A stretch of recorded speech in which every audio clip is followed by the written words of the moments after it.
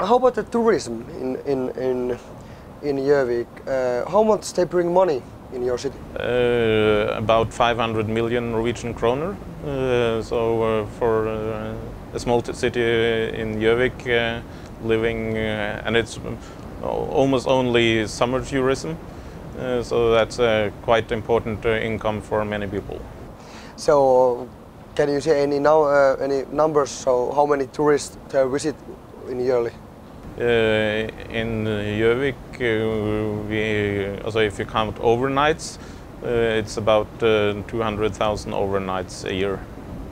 Do you know history of this place? That when this was built and who built it and why? Yes, it was actually a very small farm, lower Gjovik farm.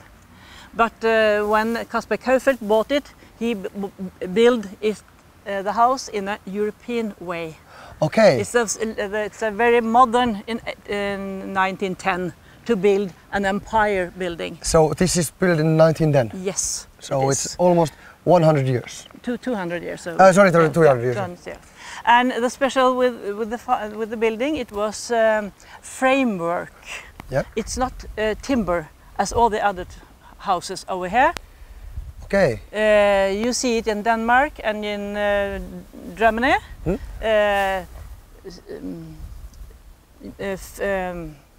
Bricks inside.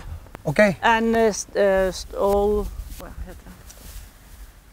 framework. Framework. Okay. Framework, yes. But okay. With bricks. So that's with bricks. Combination of 3 and bricks. So now we are in the old wonderful kitchen.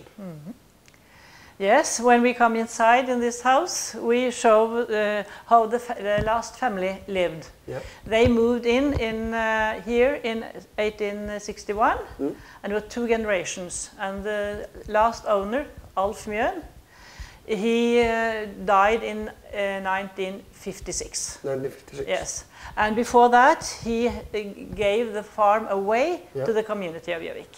Okay. And when we go inside, you'll see their family home, actually. Yeah, how did it? Yeah. And the kitchen was a place where people came. The people who lived at the farm had their meals here, and people could come here, but not further, not in the private rooms. Okay. So it was an official So room, okay, actually. they were talking here and yes, they could come here. Yeah. It's old-fashioned, and it was like this until 1956. Until 1956. Because Alf Mjøen, he wasn't married, he had no young wife who wanted a new kitchen. So we could have it like this. Okay. So you told me that the last owner was a big fan of the guns. He was yes, he was a military man, colonel, and he's collected guns for his long life. Okay. So it's put in the hall. You can see it in the hall. Yeah, okay. So can we go there? Yes. Okay. We can go to the dining room, and here is the room for the family. So this room was only for the family, nobody else? Yes, when they had parties, also of course. Okay. But and the furniture was very modern in 1890. They were new. And at that time, they used furniture from older styles. okay.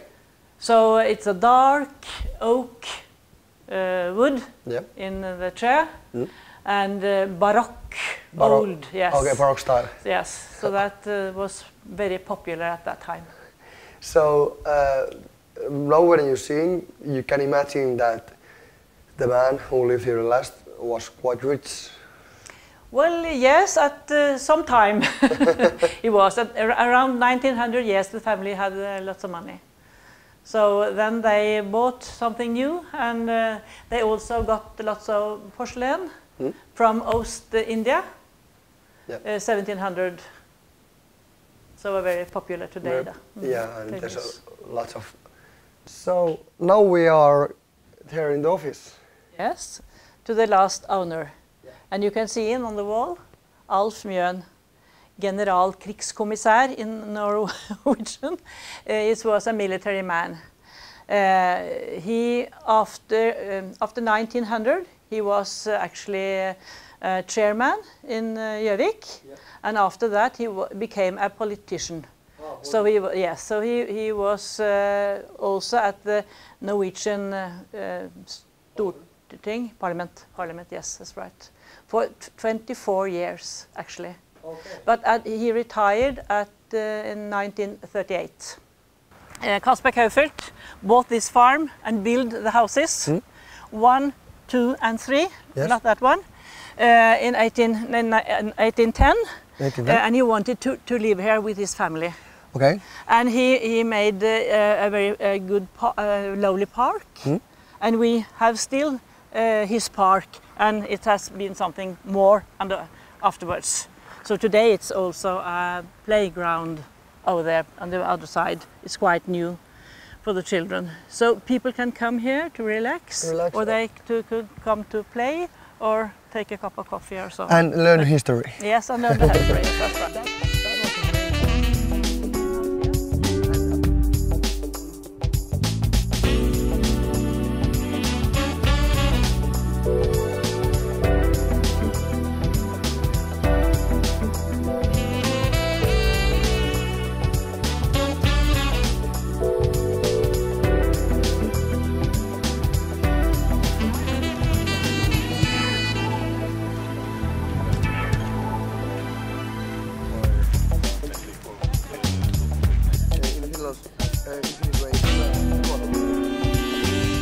So here we have our chef, Siv.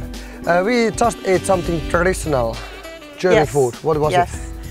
You just was served a traditional Norwegian dish, and it's spekemat. And spekemat is made locally here in Gjovik as well. And the food you were served was square meat, and that's that's a sign for locally made meat here in Gjovik. And it's dry beef. That's what it is. Okay, so the whole plate, what does that include? There was meat from sheep and from beef, and there were pig, dried pig food, and then there were different types of drying and salting the beef. So, and there was a red square meat that was also blended with red wine. Yeah, okay. So, and then there was some kind of egg and potato salad. Yes, it's scrambled eggs with onions and then potato salad. Okay, before we came here, I heard we're gonna eat something traditional. I thought that, of course, the traditional food is something fish, but it's not. Well, in this area it could be fish, but dried meat was really important for this area because there are long winters and they had to dry their meat for carrying out the winter time. And the fishing time is only from close to 1st of May until the 1st of November. Okay. So in the meantime you have to eat something. Yes, yes, of course. Hey, thanks a lot. It was so good. We loved it. Thank you. Welcome back.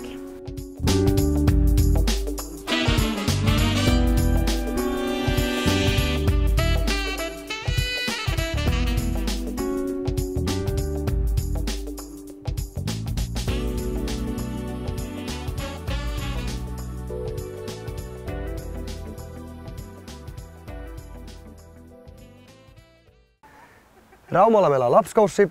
Täällä me söimme nyt gjøvikiläistä perinneruokaa. Siinä oli kuivattua ja suolattua lihaa. Kokkimme Siv suositteli, että kun tämmöistä annosta syö, niin siinä voisi mennä hyvinkin pullollinen olutta, koska se ruoka on tosiaan niin suolaista. Olut kumoaa tämän ja antaa semmoisen hyvän tasapainon tähän ruokaan. Suosittelen kaikille, ketkä tänne tulee syömään, niin maistakaa ehdottomasti tätä, ottakaa pullo olutta mukaan. Important for the first owner, it was the river outside. Nearby, the river and the Mjøsa.